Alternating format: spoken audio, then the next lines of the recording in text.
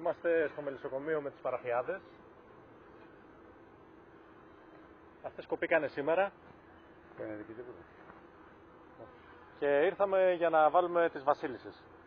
Τα κόψαμε το πρωί, το μεσημέρι μας ήρθαν οι βασίλισσες και τώρα ήρθαμε για να τις βάλουμε.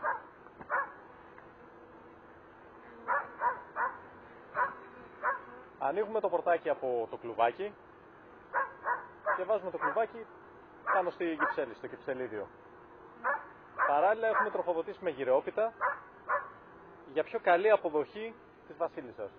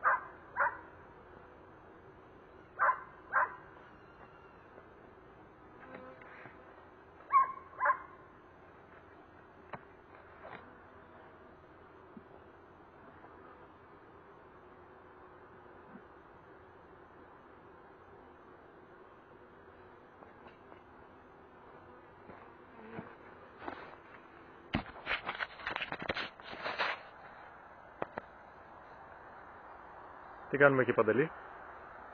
Ανοίγουμε το κλουβάκι, τις πορτούλες, για να απελευθερωθεί η βασιλισσούδα μας.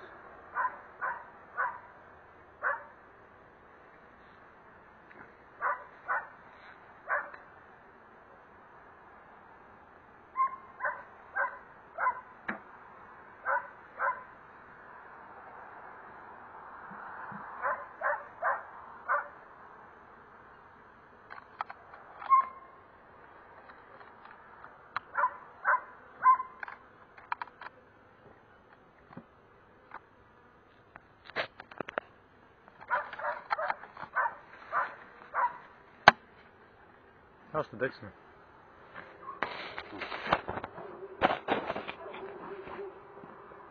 Άνοιξε εδώ. Θα βάλω νερό.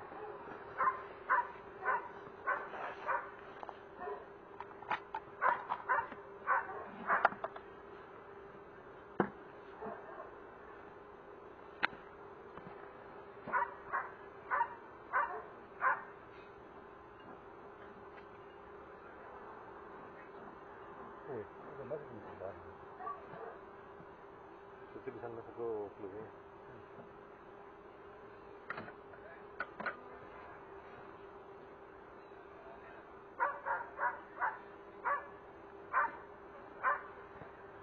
Η γυρεόπιτα δικιάς μας κατασκευής.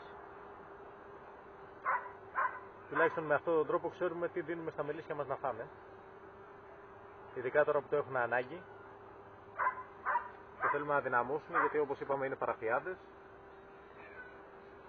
και πάμε για χειμώνα.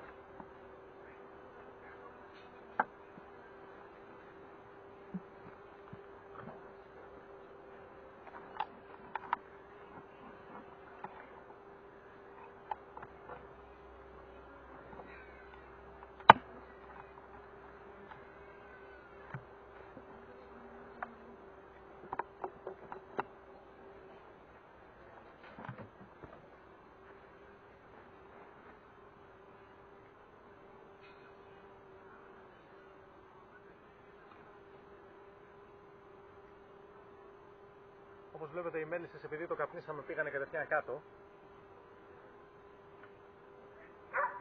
Και τώρα που θα τοποθετήσουμε το κλουβάκι με την καινούργια βασίλισσα,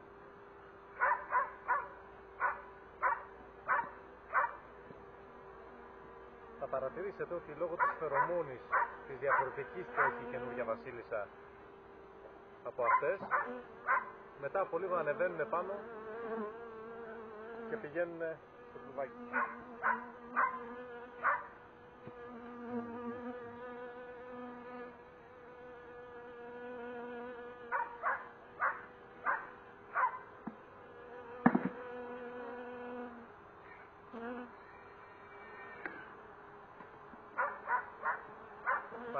ότι ήδη έχουν αρχίσει και ανεβήκανε πάνω. Με χαρά θα την υποδεχτούν, διότι είναι και περασμένος ο καιρός τώρα. Βλέπετε Και πέφτει από αυτοπεποίθηση του μελισσιού.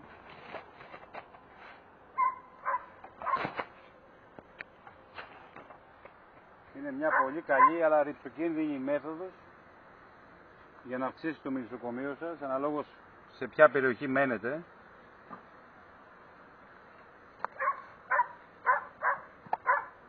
Κοιτάξτε πως ανεβήκανε όλες πάνω στο κλουβί, όπως σας είπα και πριν.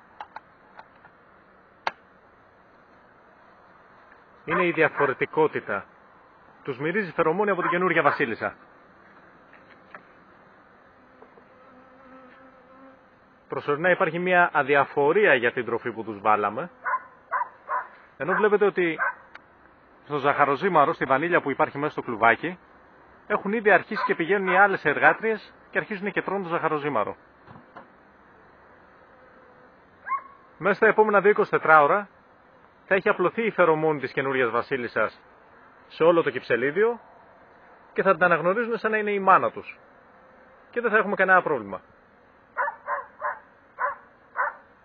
Θα κάνουμε έναν έλεγχο για να δούμε την αποδοχή και αν έχει αρχίσει να γεννάει πάλι η βασίλισσα. Πότε, Παντελή?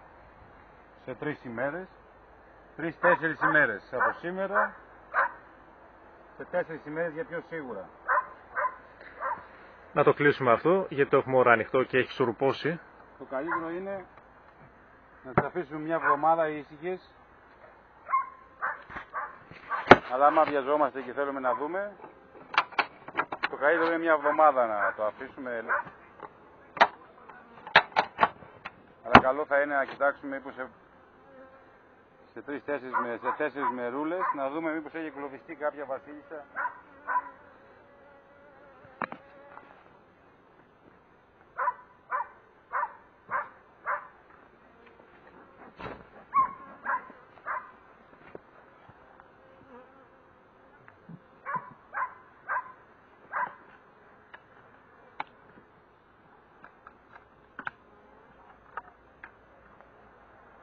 Αυτό κατά τη διάρκεια του διαχωρισμού που κάναμε από την αρχή κυψέλη, είχε παραμείνει μέσα η τροφή σήμερα το πρωί.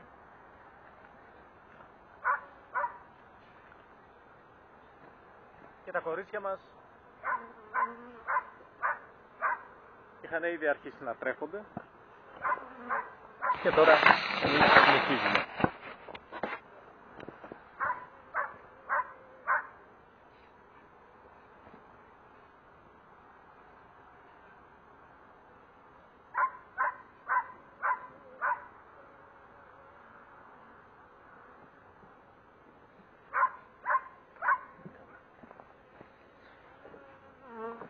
Αυτά.